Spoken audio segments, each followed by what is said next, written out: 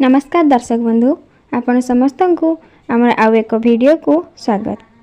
दर्शक बंधु आम आज यह वीडियो रे परिवेश प्रदूषण और तार प्रतिकार यही ऊपर एक सुंदर भाषण देखा। वर्तमान डेरी न करी आमर भाषण टी को आरंभ करवा। वरेण्य विचारक मंडली यही सभारे उपस्थित समस्त श्रोता मंडली को मोर शुभ अभिनंदन। आम समस्त को जनाअछि जे आज यही सभार विषय वस्तु आमर परिवेश को आधार करी रखा जाइछि। आम परिवेश किपरि एवं काहेकि प्रदूषित हेउछि एवं तार कौन सब प्रतिकार रहिछि से संपर्क रे मु आज किछि कहिबाकू जाउछि। साधारणतः आमे समस्ते परिवेश कहले मनुष्यर दैनंदिन जीवन प्रवाह आचार व्यवहार और समाज उपरे प्रभाव पकाउथुवा बाहिक शक्ति आवेष्टनी तथा तार आनुषंगिक प्रभाव समूह को बुझी थांती। सांप्रतिक युग विज्ञानर युग। विज्ञानर द्रुत उन्नति जगु मनुष्य आज सभ्यतार चरम सीमार उपनीत होइछि। तार जीवन सरस सुंदर और मधुमय होइछि। आमे जेउ परिवेश रे जीवन अतिबाहित करूछंती ता संप्रति कलुषित हेबाकू लागिछि। साधारणतः जल वायु और शब्द प्रदूषण जगु आमर परिवेश प्रदूषित होउछि। जेपरिकी विकासशील और विकासोन्मुखी देश मानंकरे रहिथिबा कलकारखाना मानंकर अदरकारी विषाक्त पदार्थ नदी पुष्करिणी केनाल आदि जल को निष्कासित होइथाए। फलरे जलरे थिबा जैविक वस्तुर विघटन घटी जल दूषित होइथाए। सेहिपरि कलकारखानारू निष्कासित धुआंरे अंगारकाम्ल वायुमंडल रे प्रवेश करी वायु को विषाक्त करुछि। सेहिपरि गाड़ी मोटरू प्रभृति विभिन्न जानवाहन चलाचल अधिक हेबा जोगु वायुमंडल रे अंगारकाम्लर परिमाण बढ़िबाकू लागुछि और परिवेश विषाक्त हेउछि।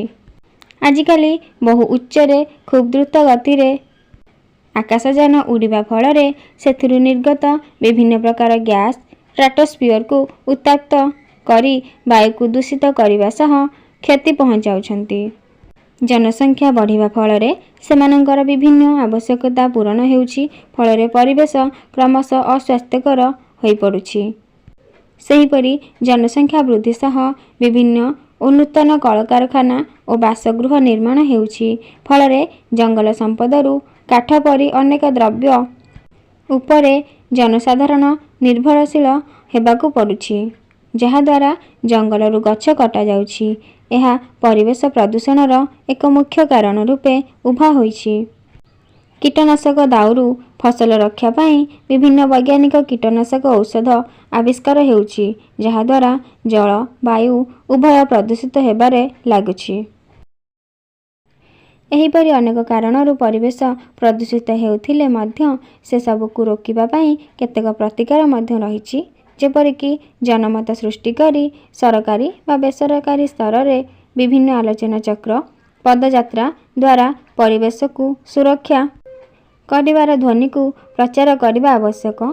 यह सहित परिवेश प्रदूषणर कुपरिणाम संपर्क रे जनसचेतनता सृष्टि करने पाई दूरदर्शन प्रामाणिक चलचित्र माध्यम रे सुबंदोबस्त करा जिबा उचित। सामाजिक वनीकरण व्यवस्था को अधिक त्वरान्वित करा जिबा उचित।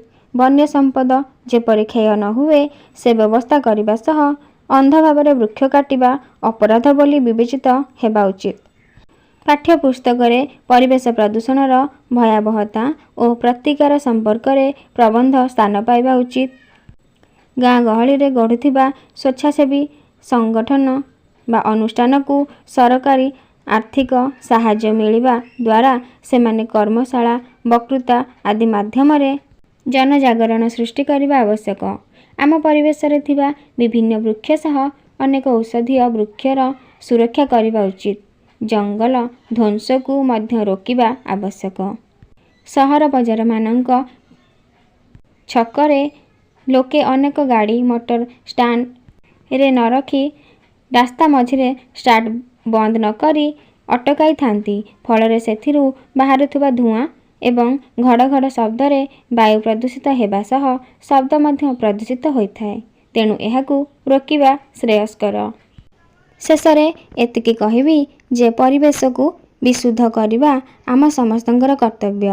ବ୍ୟକ୍ତିର ହର୍ଷ ବିଷାଦ, ସଫଳତା ବିଫଳତା ଏବଂ ଜୀବନଯାପନ ପରିବେଶ ଉପରେ ହିଁ ନିର୍ଭର କରିଥାଏ।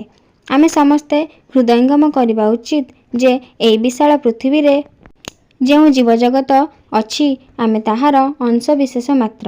ତେଣୁ ସବୁ ସ୍ତରରୁ ଆମେମାନେ ଆମର ଏହି ରମଣୀୟ ପୃଥିବୀର ପରିବେଶକୁ ଓ ପ୍ରକୃତିର ସୌନ୍ଦର୍ଯ୍ୟତାକୁ ସୁରକ୍ଷା କଲେ ମନୁଷ୍ୟ ନିଶ୍ଚୟ ଧ୍ୱଂସ ପଥରୁ ମୁକ୍ତି ପାଇପାରିବ।